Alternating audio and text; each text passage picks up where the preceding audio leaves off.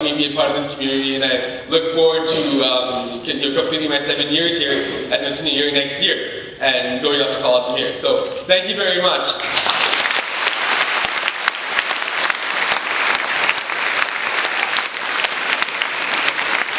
you, Saho. Not only informative, but cute. Very nice touch. Next up, we have Connor Finkbeiner.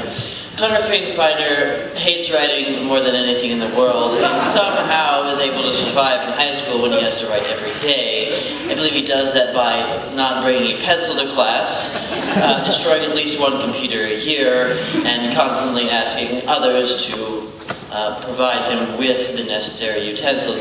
So please welcome Connor Finkbeiner.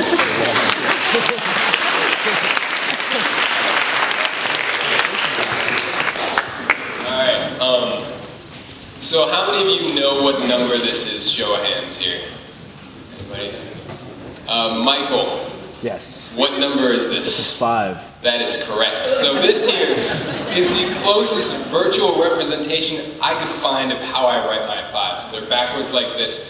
Actually, I showed this to my mom. She said my 5s look more like 2s than this picture. So, why do I write my 5s backwards? I have dysgraphia, and dysgraphia is a learning difference centered around writing. It just means like your body doesn't process the act of writing well. Super simplified version of this is it's a brain-to-hand disconnect. And writing is super complex. There's all of these things that go into the writing process, all these things that you don't even think about.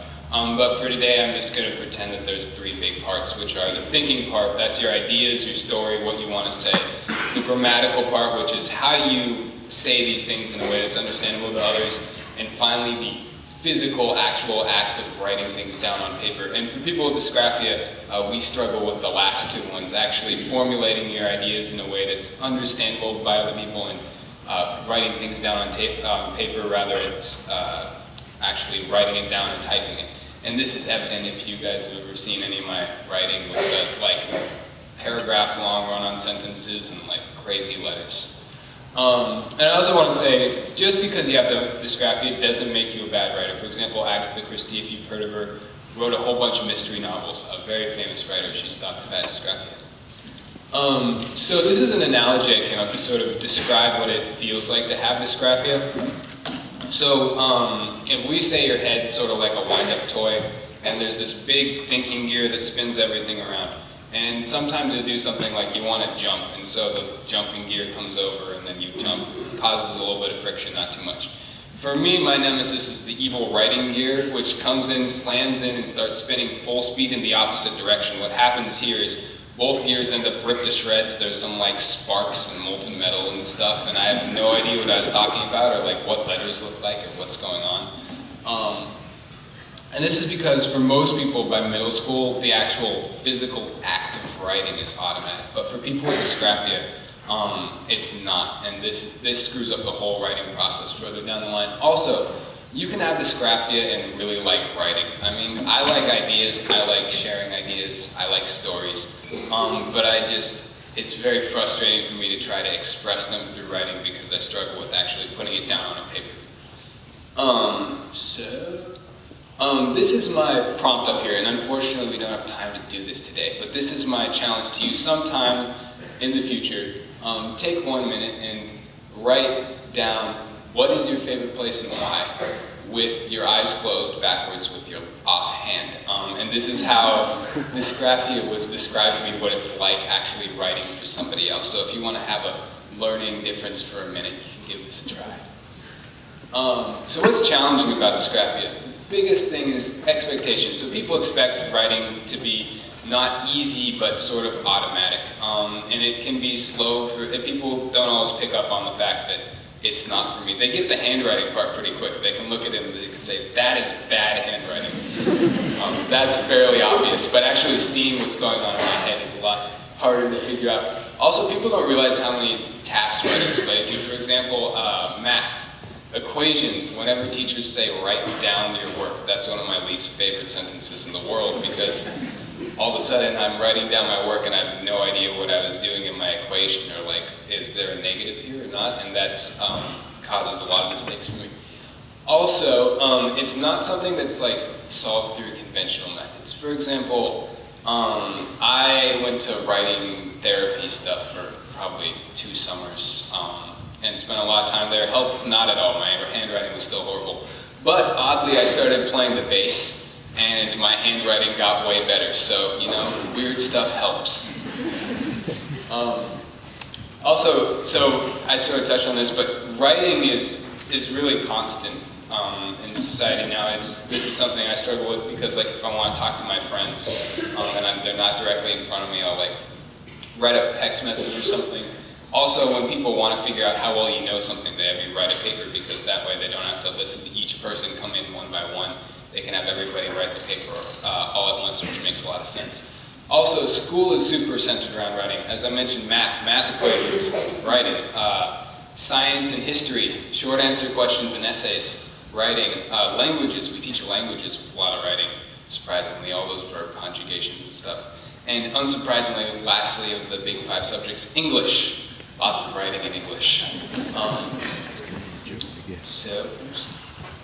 So also one of the other things that's challenging is accommodations don't always solve the problem. And this is no fault of the people who are helping people with learning differences. It's really appreciated. But because writing is such a complex process, any one part that goes wrong gives you dysgraphia. So each person really knows what's going to help them best. And one of the things that I'd say to people with learning differences is be creative with your accommodations. People here are understanding. They'll be nice about it. And also it's sort of fun because you get to like change things to help you out. It's always a fun activity.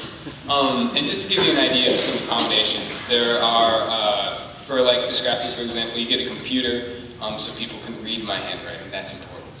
I get to talk out like essays and stuff onto my phone so I can actually say what I want to. Also, I don't have to take notes in class, which actually helps me remember things way better because as soon as I start writing down my notes, I totally forget what the teacher was talking about. And a lot of these accommodations are focused around other people understanding me. And this is one of the problems with accommodations because, for example, I actually write better handwriting. I can actually get out my thoughts better sometimes rather than on a computer. But really the most important thing that people here do a really good job of is being understanding. That's always appreciated. So why is dysgraphia useful? You might be wondering, Connor, why do you have a picture of a penguin? This is not a speech about penguins. Well, seeing a penguin is different than petting a penguin, is different than looking at a picture of a penguin, is different than reading about a penguin. And this is because each of those penguins are different penguins.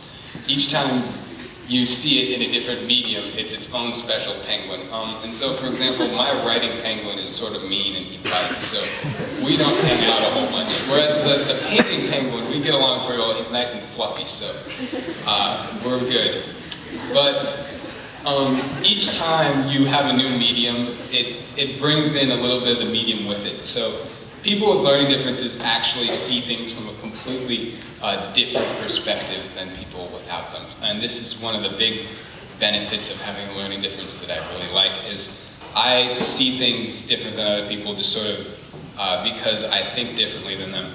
And I always like to be able to, if I have a solution to a problem, I like to have at least 3 of them, because I want to actually make sure I understand the problem. Because if I can't defend at least one other approach to solving the problem, I have no idea what I'm talking about. And so people with learning differences can come in and they can see flaws in existing solutions or come up with like completely new things themselves. For example, you guys might have heard me talk about Language Link a couple times.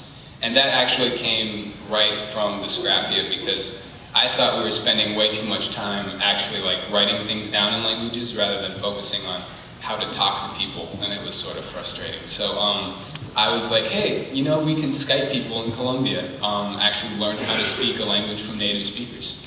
And that is an idea purely born out of dysgraphia. And you also get these other things, like I got a better memory now because I can't take notes, so I have to make sure that I memorize things when I hear them, and I have to make sure that I understand them, because that's how I remember them for tests and such. Also, I've learned not to judge people by my first impression of them, because whatever I end up writing down on, like, say, a test is going to be literally whatever I can get out in the least amount of time using the least amount of letters possible. I will actually go back, if I write the word everything, I will erase all of the letters but the TH and then write the word the using the TH, just in an attempt to write as little as possible. And so obviously this isn't always my best actual description of what I know. It ends up being just what I can get out the fastest. And so, of course, no presentation about learning differences is complete without famous people with / commonly cited with insert here learning difference. Here we have Mr. George Washington, first president of the United States. You may have heard of him. Miss Agatha Christie, who I mentioned before, mystery novelist, and of course, Mr. Albert Einstein. He, father of modern physics and all that. And he's thought to have had actually both dysgraphia and dyslexia.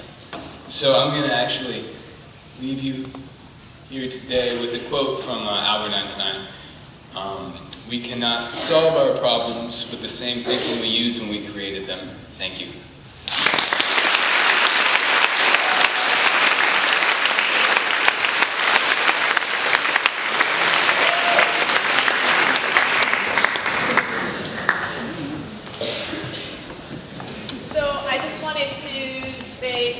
All of the volunteers who made it possible for us to put this production on today. I'd like you guys to stand up if you're not already standing. Some of you are working in the back already.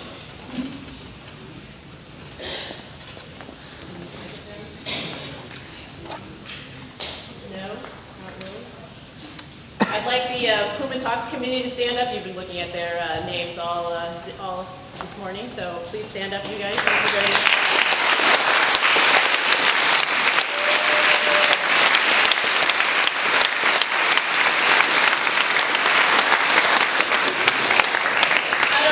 But I think it's pretty courageous to get up here and talk to your peers, especially about things that are personal in nature and challenges to be overcome. So I want to thank Kaylee, Connor, Sahil, and Dr. Cutter for putting things in perspective for us.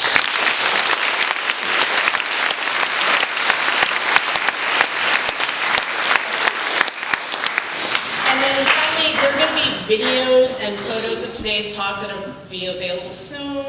If you're interested in serving on the Puma Talk committee, and I hope there are a lot of you, we like to have new ideas. We're going to be opening that up at the end of this year for next year. If you would like to be a speaker, we are looking for a group of speakers to put together for our next talk, which is March 12th. We don't have a determined theme yet, so that's up for grabs. Please go onto the Schoology page or to the UPrep student Facebook page, or you can go to the Inside UPrep website under the category Student Life, and any of those places you can access the information and apply to be one of our speakers. So thanks very much for your attention, guys. Go to class.